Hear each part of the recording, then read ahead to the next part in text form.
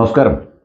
ഏതാണ്ട് 2019 ഡിസംബർ അവസാനം 2020 ജനുവരിയോടുകൂടിയാണ് നമ്മുടെ രാജ്യത്ത് കോവിഡ് എന്ന് പറയുന്ന മഹാമാരി കടന്നു വന്നത്.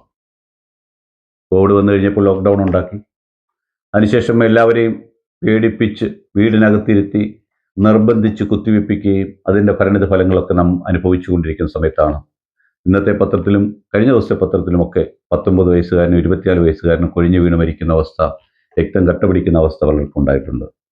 അങ്ങനെ ഇരിക്കുന്ന സാഹചര്യത്തിലാണ് പുതിയൊരു വൈറസിൻ്റെ ആവിർഭാവവും അതിൻ്റെ കടന്നുകയറ്റവുമായി സോഷ്യൽ മീഡിയയും പത്രങ്ങളും ടി വി മാധ്യമങ്ങളുമൊക്കെ മുമ്പോട്ട് വന്ന് ജനത്തെ ഭയപ്പെടുത്തിക്കൊണ്ടിരിക്കുന്നത്. HMPV എന്ന പേരിൽ അറിയപ്പെടുന്ന ഹ്യൂമൻ മെറ്റാ ന്യൂമോ വൈറസ് എന്ന് പറയുന്ന വൈറസ് വന്നെന്നും അത് വലിയ പ്രശ്നക്കാരനാണെന്നും അത് പിടിച്ചു കഴിഞ്ഞാൽ യാതൊരു രോഗലക്ഷണങ്ങളും ഇല്ലെന്നും അപ്പോഴേ മരിച്ചു പോകുമെന്നൊക്കെ ഭീതി വരുത്തുന്നതിലുള്ള പ്രസ്താവനകൾ പലരുടെ ഭാഗത്തുനിന്നുണ്ടായി. പക്ഷേ ആ വൈറസ് 2001 തന്നെ നെതർലാൻഡിൽ കണ്ടുപിടിച്ചതാണെന്നും അന്നേ അത് ഉണ്ടെന്നും അത് വിട്ടുമാറാത്ത പനി, ചുമ ഇങ്ങനെയുള്ള അവയ്ക്ക് കാരണമാകുമെന്നും പക്ഷേ പേടിക്കേണ്ടതില്ല എന്നും നേരത്തെ തന്നെ പരീക്ഷിക്കപ്പെട്ടതും അറിഞ്ഞതുമാണ്. പക്ഷേ ചൈനയിൽ അത് വന്നു ഒരു ഏരിയയിൽ ഒരു പ്രത്യേക സംഘത്തിനിടയിൽ, അല്ലെങ്കിൽ ക്ലസ്റ്റർ എന്ന് പറയാം, ഒരു ഭാഗത്ത് ഇത് കൂട്ടത്തിൽ ആൾക്കാർക്ക് പിടിച്ചുകൊണ്ടും ചൈന ആയതുകൊണ്ടും കോവിഡ് ഉണ്ടാക്കിയെടുത്തത് ചൈനയാണ് എന്നുള്ള പേടിപ്പെടുത്തുന്ന കാര്യങ്ങൾ നമ്മുടെ മുമ്പിൽ ഉള്ളത് കൊണ്ടുമാണ് സമൂഹം ഇത്രമാത്രം ഭീതിയോടെ കണ്ടത് എന്നാണ് തോന്നുന്നത്. ഏതായാലും കോവിഡ് വന്നപ്പോൾ കൈ കഴുകുവാനും സാമൂഹ്യ അകലം പാലിക്കുവാനും മാസ്ക് ധരിക്കാനും ഒക്കെ നമ്മൾ തയ്യാറായിട്ടുണ്ട്. അതുപോലെ തന്നെ ഈ വൈറസ്, അതായത് ഈ പനി വന്ന് ആൾക്കാരുടെ അടുത്ത് പോകുമ്പോൾ വളരെ മാരകമായ അസുഖങ്ങൾ, അതായത് ഡയാലിസിസ്, ക്യാൻസർ പേഷ്യൻസ്, രോഗപ്രതിരോധ ശേഷി നഷ്ടപ്പെട്ടവർ, ഇവരൊക്കെ പോവുകയാണെങ്കിൽ അവർ ഒരു മുൻകരുതലെടുത്താൽ നന്നായിരിക്കും എന്ന് മാത്രമേ ഉള്ളൂ. ഈ രോഗത്തെ ഭയക്കേണ്ടതില്ല എന്നാണ് മെഡിക്കൽ രംഗത്തെ വിദഗ്ധരായ പലരും പറഞ്ഞിട്ടുള്ളത്. പിന്നെ ഓർക്കേണ്ട ഒരു കാര്യം, നമ്മുടെ ദിനംപ്രതി നമ്മുടെ ശരീരത്തിൻ്റെ പ്രതിരോധ ശേഷി നഷ്ടപ്പെട്ടുകൊണ്ടിരിക്കുകയാണ്. പലതരം അസുഖങ്ങൾ ഇപ്പോൾ 10, 20, 25 വയസ്സാകുമ്പോൾ തന്നെ നമുക്ക് ജീവിതശൈലി രോഗങ്ങൾ, നവമനപ്പേരിൽ പല രോഗങ്ങളും വന്നുകൂടുന്നുണ്ട്. ആ രോഗങ്ങൾ വന്ന് പിടിക്കുന്നവർക്കൊക്കെ ഈ പറയുന്ന HMPV വൈറസ് പിടിച്ചാൽ അത് വിട്ടുമാറാൻ ശകലം കലാമസം ഉണ്ടാകുകയും അത് ശ്വാസകോശത്തെ ബാധിക്കുകയും ചെയ്താൽ മാത്രമാണ് ഇതിനെ പേടിക്കേണ്ടതായിട്ടുള്ളത്. ഇതിപ്പോൾ സാധാരണ എന്ത് അസുഖം വന്നാലും അത് ശ്വാസകോശത്തിലെത്തി ന്യൂമോണിയ ബാധിച്ചാൽ പെട്ടെന്നൊന്നും മാറിയെടുക്കുവാൻ സാധിക്കില്ല എന്നുള്ള വസ്തുത നമുക്കറിയാം. പക്ഷെ നമ്മളെ പേടിപ്പിച്ച് മുമ്പോട്ട് കൊണ്ടുപോയി ഒരു പുതിയ പ്രതിരോധ കുത്തിവയ്പ്പിലേക്കാണോ കാര്യങ്ങൾ നീങ്ങുന്നതെന്നൊരു സംശയം ഈ ഇടക്കാലത്തുണ്ടായി. പക്ഷേ ഇപ്പോൾ അത്തരത്തിലുള്ള ഒരു നടപടിയും ഉണ്ടാകുന്നില്ല എന്നുള്ള ഒരു സന്തോഷം മാത്രമാണ് എടുത്തു പറയാനുള്ളത്. മറ്റ് കാര്യങ്ങൾ എന്ന് പറയുമ്പോൾ എല്ലാ മെഡിക്കൽ ശാഖകളെയും അലോപ്പതി മെഡിസിൻ, മോഡേൺ മെഡിസിൻകാർ അങ്ങേയറ്റം അംഗീകരിക്കണം. ഹോമിയോപ്പതി, ആയുർവേദത്തെയും യുനാനിയെയും സിദ്ധ, ഇവയൊക്കെ തന്നെ അവയ്ക്ക് അവയുടേതായ രീതിയിലുള്ള ശക്തിയും അവയൊക്കെ മനുഷ്യ ശരീരത്തിന് പ്രയോജനപ്പെടുന്ന രീതിയിൽ പ്രവർത്തിക്കാൻ കഴിയുന്ന മരുന്നുകളും ശാസ്ത്രശാഖയുമാണെന്ന് നമ്മുടെ അലോപ്പതിക്കാരെ പിന്താങ്ങുന്ന രാഷ്ട്രീയ നേതൃത്വവും ഭരണക്കാരും ഓർക്കുന്നത് എപ്പോഴും നല്ലതാണ്. കോവിഡിൻ്റെ ഇഞ്ചക്ഷൻ എടുക്കാതെ കോവിഡ് വരാത്ത ധാരാളം ആൾക്കാർ നമ്മുടെ ഇടയിലുണ്ട്. നാളിതുവരെ അലോപ്പതി ഡോക്ടർ സ്റ്റെത്ത് പോലും വെക്കാതെ, അലോപ്പതി ഡോക്ടറെ അടുത്ത് ഒരു ദിവസം പോലും പോകാതെ, ഒരു പ്രതിരോധ കുത്തിവയ്പ്പും എടുക്കാത്ത ധാരാളം കുഞ്ഞുങ്ങളും മുതിർന്നവരും നമ്മുടെ സമൂഹത്തിലുണ്ട്.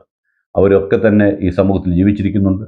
അതുകൊണ്ട് അലോപ്പതിയിലുള്ള പ്രതിരോധ മരുന്ന് മാത്രമേ എല്ലാ അസുഖങ്ങൾക്കും ഫലവത്താകൂ എന്നുള്ള ഒരു മിഥ്യാധാരണയും അത്തരമൊരു പ്രഖ്യാപനവും ഇത്തരണത്തിലെങ്കിലും ഈ സമയത്ത് ജനങ്ങളുടെ അടിച്ചേൽപ്പിക്കരുത് എന്നൊരു യാചന മാത്രമേ മുമ്പോട്ട് വെക്കാനുള്ളൂ.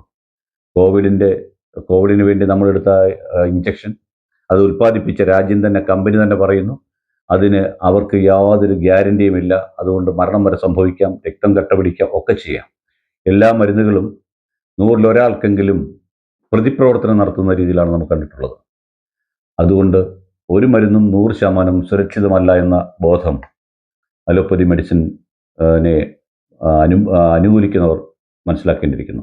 കൈയൊടിഞ്ഞാൽ ശസ്ത്രക്രിയ ആവശ്യമായി വന്നാൽ അടിയന്തരമായി അലോപ്പതി മെഡിസിന് പോകേണ്ടി വരും. അത് സ്വാഭാവികമാണ്. അപ്പോൾ അതുകൊണ്ട് അങ്ങനെ അടിയന്തര ഘട്ടങ്ങളിൽ വളരെയേറെ പ്രയോജനം ചെയ്യുന്ന മെഡിക്കൽ ശാഖയായ മോഡേൺ മെഡിസിനെ ഇകഴ്ത്തിക്കെട്ടുകയല്ല പറഞ്ഞത്, പറഞ്ഞു പേടിപ്പിച്ച് ജനത്തെ അതിലേക്ക് കൊണ്ടുപോയി വീണ്ടും വീണ്ടും വിഷം കുത്തിവെക്കുന്ന അവസ്ഥ ഉണ്ടാകരുത്. എന്തിന് പ്രതിരോധ മരുന്ന് കൊടുത്തിട്ടുണ്ടോ അതെല്ലാം ഇന്നും തുടർന്നുകൊണ്ടേയിരിക്കുകയാണ്. അപ്പോൾ അതുകൊണ്ട് ഏത് മരുന്നും നേരത്തെ സൂചിപ്പിച്ച പോലെ 10-100 പേരിൽ ഒരാൾക്കെങ്കിലും പ്രതിപ്രവർത്തനം നടത്തുകയും ബുദ്ധിമുട്ടുണ്ടാക്കുകയും ചെയ്യുന്നുണ്ട്. ആ കോവിഡ് ഇഞ്ചക്ഷൻ്റെ സൈഡ് എഫക്റ്റ് ആയിട്ടാണ് പല രോഗങ്ങളും അതിനുശേഷം വന്നതും പ്രതിരോധശേഷി കുറഞ്ഞതും എന്നാണ് പറയുന്നത്. കാരണം 1, 2, 3 വർഷം നടത്തുന്ന പരിശോധനകളുടെയും കോടിക്കണക്കിന് രൂപ ചെലവാക്കിയാണ് പല മെഡിസിനും പുറത്തിറക്കുന്നത്. ഈ മെഡിസിൻസ് എല്ലാം, ഈ മോഡേൺ മെഡിസിൻ എല്ലാം തന്നെ കെമിക്കലാണ്, പലതരം കെമിക്കലുകളുടെ കൂട്ടാണ്. ഈ കെമിക്കലുകളുടെ കൂട്ടുകൾ മനുഷ്യ ശരീരത്തിൽ, ഹ്യൂമൻ ബോഡിയിൽ ചെല്ലുമ്പോൾ പല രീതിയിലുള്ള പ്രതിപ്രവർത്തനം ഉണ്ടാകാം. അങ്ങനെ ഉള്ള പ്രതിപ്രവർത്തനങ്ങൾക്ക് കാരണമാകുന്നതിനുള്ള മരുന്നുകൾ മനുഷ്യ ശരീരത്തിൽ ഇനിയും കുത്തിവെക്കുവാൻ നിർബന്ധിക്കില്ലേ എന്ന് മാത്രമാണ് ഇത്തരണത്തിൽ പറയാനുള്ളത്. അതുകൊണ്ട് നമ്മുടെ ആരോഗ്യം നമ്മുടെ കൈകളിലാണ്. നമ്മൾ ശ്രദ്ധിച്ചാൽ, മാസ്ക് ധരിക്കുന്നതുകൊണ്ട് ഒരു കുഴപ്പമില്ല, മാസ്ക് ധരിക്കുക, കൈ വൃത്തിയായി കഴുകുക, മറ്റുള്ള മറ്റുള്ള അസുഖങ്ങളുള്ളവരുടെ അടുത്തുനിന്ന് പ്രതിരോധശേഷി കുറഞ്ഞവർ മാറി നിൽക്കുക, കുഞ്ഞുങ്ങളെ മാറ്റി നിർത്തുക, ഹോസ്പിറ്റലുകളിലും പബ്ലിക് പ്ലേസിലും പോകുമ്പോൾ മാസ്ക് ധരിക്കുക. ഇങ്ങനെയൊക്കെയുള്ള കാര്യങ്ങൾ ചെയ്താൽ തന്നെ ഈ പറയുന്ന ഈ വൈറസ്, നമ്മളെ പേടിപ്പെടുത്താൻ വേണ്ടി മറ്റുള്ളവർ പടച്ചിങ്ങോട്ട് വിടുന്ന ഈ വൈറസിനെ നമുക്ക് പേടിക്കാതെ മുൻപോട്ട് പോകാൻ സാധിക്കും. നമ്മുടെ ആരോഗ്യം നമ്മുടെ കൈകളിലാണ്. നമ്മുടെ കൈകളിലാണ് എന്ന് പറയുമ്പോൾ നമ്മുടെ ഭക്ഷണം മുതൽ നമ്മുടെ ആരോഗ്യത്തിന് പ്രയോജനപ്പെടും ആകുന്ന രീതിയിൽ വേണം ജീവിക്കുവാൻ. ഗാന്ധിയൻ ജീവിത രീതിയിൽ കടന്നു പോകാൻ സാധിക്കും എന്ന് ആർക്കും കഴിയില്ല എന്നറിയാം. എങ്കിൽ പോലും കഴിവതും പ്രകൃതിയിൽ നിന്നുള്ള വിഭവങ്ങളും പ്രകൃതിയെയും ആശ്രയിച്ച് ജീവിക്കാൻ സാധിച്ചാൽ